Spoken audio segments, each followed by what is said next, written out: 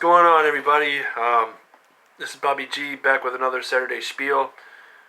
This week is known as Balak. Balak means destroyer. Balak was the name of a king who wanted Israel to be cursed and to be cursed forever by Balaam of Peor.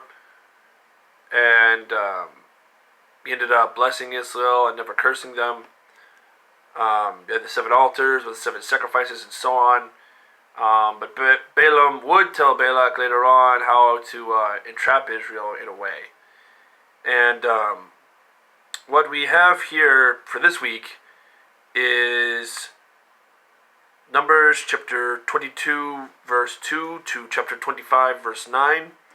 Micah chapter 5 verse 6 to chapter 6 verse 8.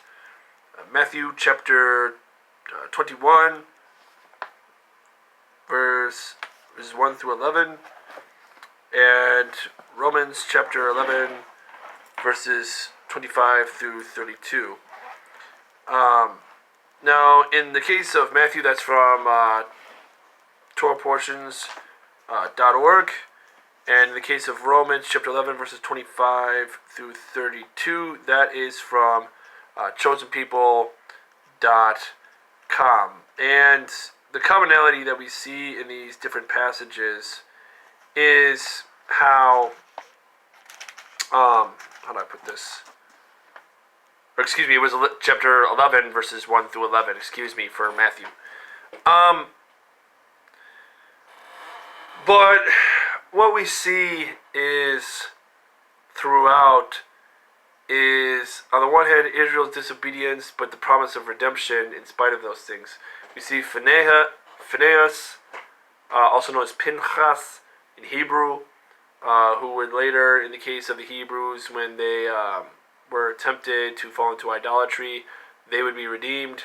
God speaks to Micah and talks about how Israel's idolatry would have them sent out, but they would also be redeemed. And then you see in Matthew the redemption that is being brought by Messiah, by Yeshua, Jesus. And then in Romans chapter 11, verses 25 through 32,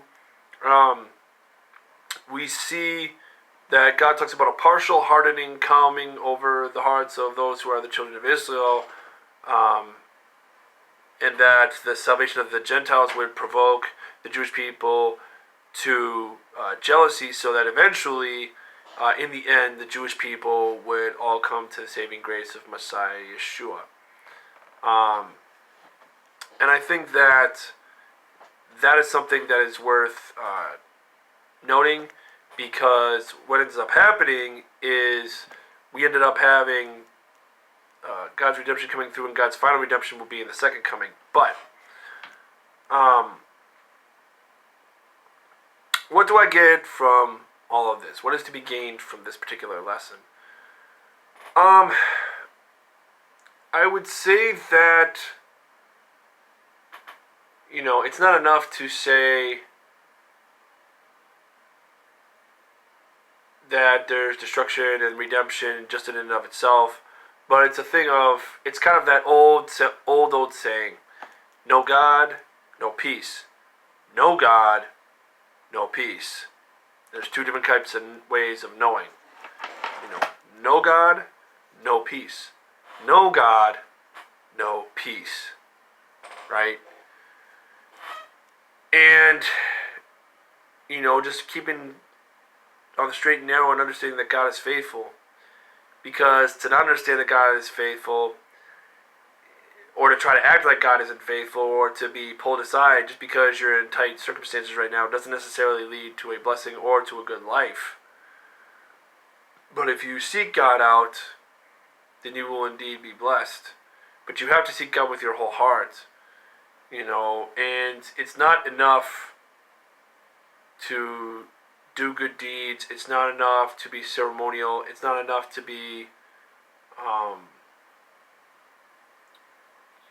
it's not enough to try and act like God is always good. And you have to always be on your guard, because what could seem like a copycat religion, which is what a lot of false religions are, may seem good, but when you really break it down, you end up finding out that that's not always the case. What is my lesson? Or what is the meaning today? Well, as I said, all I can say is no God, no peace. No God, no peace. And I think that can be seen also in the Jewish holiday that starts today and goes through tomorrow, which is Tzom Tammuz. Tzom Tammuz, it's the 17th of the month of Tammuz on the Jewish calendar, and this is a remembrance of the breaking of the wall of the temple, which ended up leading to Tish B'Av, which is the ninth of Av, which is a very, very sad day. But it's a thing of when God's presence isn't around, that's when things go left. And by the way, if anybody wants to have the scriptures for Tzom Tammuz, the 17th of Tammuz, those scriptures are Exodus chapter 32 verses 11 through 14, and chapter 34 verses 1 through 10, and the prophet Isaiah chapter 55 verse 6 to chapter 56 verse 8. And you'll see the parallel there between the Isaiah passage and Micah if you pay attention. But again, you have to have the presence of God in your life to know peace. If you don't have the presence of God in your life, you're not going to know peace. That, I would say, is the central lesson of this particular Saturday Shpiel today. My name is Bobby G, aka Bobby Bookworm. Hopefully I'll see you all next week. Peace.